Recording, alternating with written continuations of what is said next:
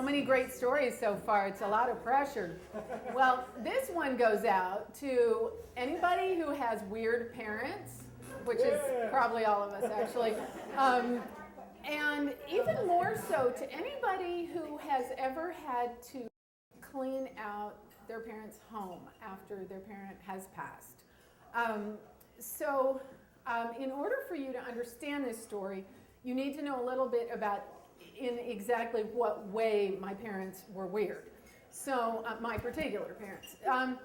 They were unconventional in many ways. It was the 60s. They had unconventional ideas about bedtime and television and about when clothes should be worn and if so, how many. Now, we're not going to talk a lot about that because, I've had prayer, I've had therapy, I think I'm okay now. We'll find out.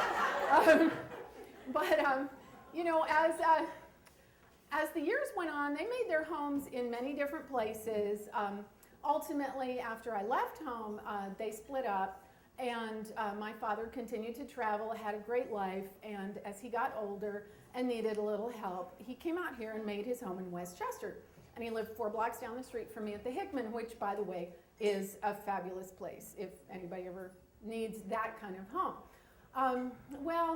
In the fullness of time, he passed away, and it fell to me as the only child to go through his room and deal with all his possessions. So, it seemed like it would be pretty routine. I was the one who had packed everything for him to move here in the first place, and, books, papers, chocolate bars, everything seems, pretty much as we were expecting, flipping through the clothes, leather jackets, definitely want those. Looking at the Hawaiian shirts. Now, we lived in Hawaii for a while, and my dad had quite a collection of aloha shirts, some of which I knew my mother had made for him while they were still together. So I'm like, let me take a closer look at these in case maybe some of them are ones my mother made. I would maybe want to keep those. So I'm looking more closely at the aloha shirts. I'm trying to think how to help you understand this shirt. I know you normally think of aloha shirts and you think like big, bright colors and flowers. There's hibiscus happening and so forth. It was really classy in many ways. It was black and white, more like illustration. There were flowers. What there mainly was, though, is topless women. When I looked at this shirt, I remembered all of a sudden a conversation I had had with my mother when I was in college. Oh, hi, Mom, how are things going over there? Oh, I'm fine. I'm just making your dad a shirt. It's his, whatever, let's say, 50th birthday, so I'm making him a shirt with naked ladies on it. I'm like, that's awesome. I'm glad I'm here and you're there, because I don't know what to do with this information. So, now I'm looking at it. I'm looking at the shirt with the naked ladies. And, I can tell she made it beautiful workmanship, really nicely designed fabric, if that's the kind of fabric you're looking for. And so I pull it out of the closet, and thank God I was not alone. I had my husband and my son with me. I pull this shirt out, and I say, here it is. This is everything that was weird about my childhood on a hanger, right here. Mark's like, wow, that's the shirt with naked ladies on it. And I'm like, yeah. And Josh looks at it and he says, I think my wife would like that. I'm like, she probably would.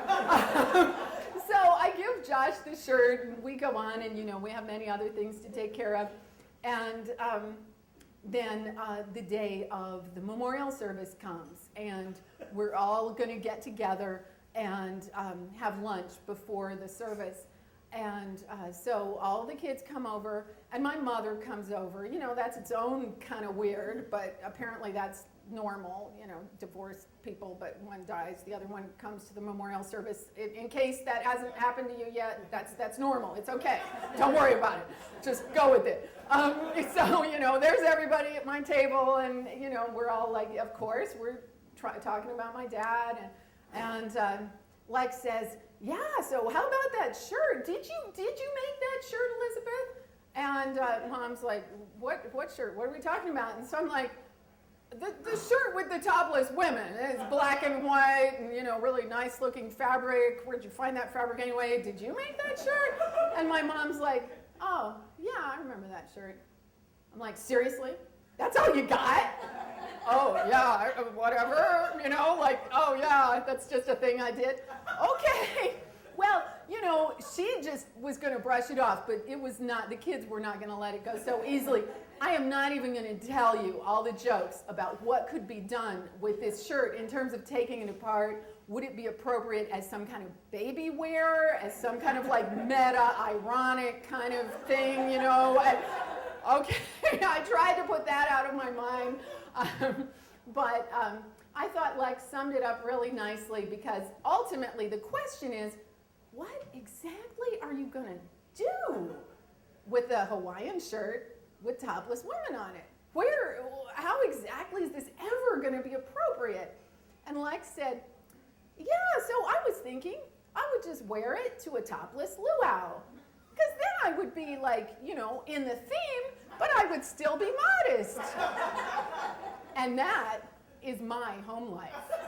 Thank you very much.